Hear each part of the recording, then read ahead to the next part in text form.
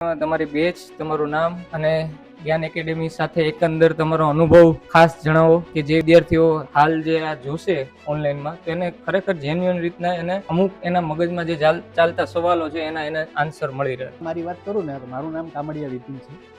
Generally પ્રીલી પરીક્ષા મેં છેલ્લો અથોડો અરમાન સર અને વધારે પડતો મોટિવેટ પહેલેથી યુટ્યુબમાં છે ને આપણે મહેશ સરના વિડીયો વધારે જોતો.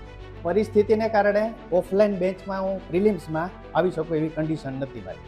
પછી મેં એવું વિચાર્યું, સરને હું ઘણી વખત કોલ કરતો કે સર ફીસનું શું છે ને કઈ રીતની મોક ટેસ્ટ. મારી અંદર એક ડર હતો. જો મોસ્ટ ઓફ વિદ્યાર્થી શું કરે ઓફલાઈન બેન્ચમાં ને ઓનલાઈન બેન્ચનો માઇનસ પોઈન્ટ કહું તો આપણી પાસે મટીરિયલ હોય પણ એમાં કંઈ એની ક્વેરીઝ આવી તો એનું સોલ્યુશન આપણે મળવાનું નથી. એ મનમાં આપણે અંદર ને અંદર વાગોળે રાખીએ. મેં અહીંયા આવીને જે ચર્ચાપત્ર ને હરેશ સરના માર્ગદર્શન હેઠળ જે લખ્યા ત્યારે મને ખ્યાલ આવ્યો કે ગુજરાતી ભાષામાં હું જે લેખન કરું છું એમાં જે અક્ષરોની ભૂલ છે, મારી રજૂઆતમાં હું જે કંઈ કરું છું એ મને ખ્યાલ આવ્યો. તો મેં જે ડિસિઝન લીધું કે જે મેં ઓફલાઈનમાં એડમિશન લીધું એ મારો ટર્નિંગ પોઈન્ટ છે એમ કહું તો પણ ચાલે.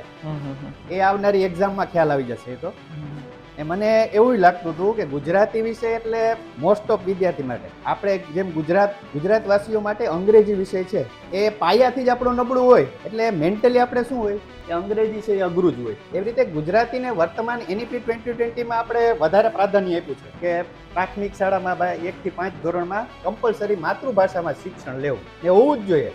અન્ય દેશોની વાત કરીએ તો આપણે નિબંધમાં ને સાહેબ વાંચનમાં એવું ઘણું મેં આપણે ખ્યાલ આવ્યો કે જરૂરી છે આપણે આપણી માતૃભાષા પ્રત્યે જો આપણે મતલબ કે આપણે આપણી ભાષા ગુજરાતી ભાષા છે પણ સ્પષ્ટ બોલતા નથી. એકચ્યુઅલી રિયલી કહે ને તો આપણે શુદ્ધ જેમ હિન્દી બોલતા હોય તો હિન્દી સ્પીચ છે એ શુદ્ધ હિન્દી બોલતા નથી. એવી રીતે આપણે ગુજરાતીનું પણ સ્પષ્ટ ઉચ્ચારણ કરતા નથી.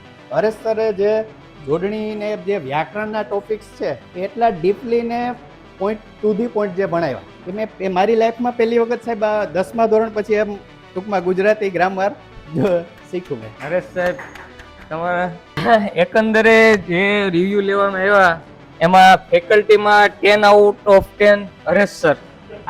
હું ગુજરાતી બાબતે જે રિવ્યુ લીધા એ ઉપરથી હું કહું છું હરેશ સર માટે ખરેખર દિલથી બધા એકવાર રિસ્પેક્ટ તો મને થઈ ગઈ. તાળીઓ પાડો.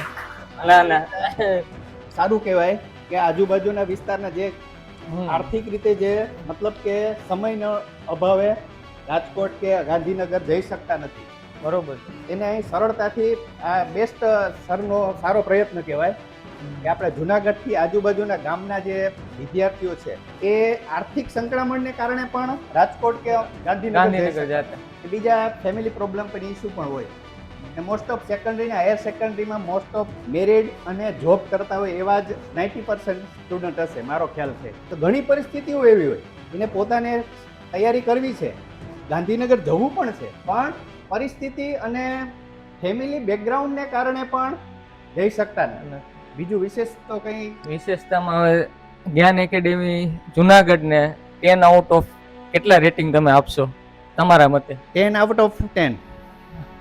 મારે દૃષ્ટિએ કેમ કે હું જસ્ટ જનરલી પહેલેથી જ છે ને યુટ્યુબમાં અરમાન સર, મહેશ સર એના વિડીયો એક્ઝામ નથી એવી પહેલાં મને આમ શોખ એવો યુટ્યુબમાં મોસ્ટ ઓફ છે ને અત્યારે બધું ઓનલાઈન શિક્ષણ થઈ ગયું છે. હવે પહેલાં પુસ્તકો પહેલાં કેવું હતું કે 500 રૂપિયાની એક બુક લઈને વાંચીને એક્ઝામ દેતા સાહેબ. કોઈ પણ કોમ્પિટિટિવ એક્ઝામ હોય ને તો એવી રીતે દેતા. અત્યારે જ્ઞાન વિશાળ થઈ ગયું છે અને ડિજિટલ જે તમારે જે જરૂરિયાત છે બધું તમને મળે.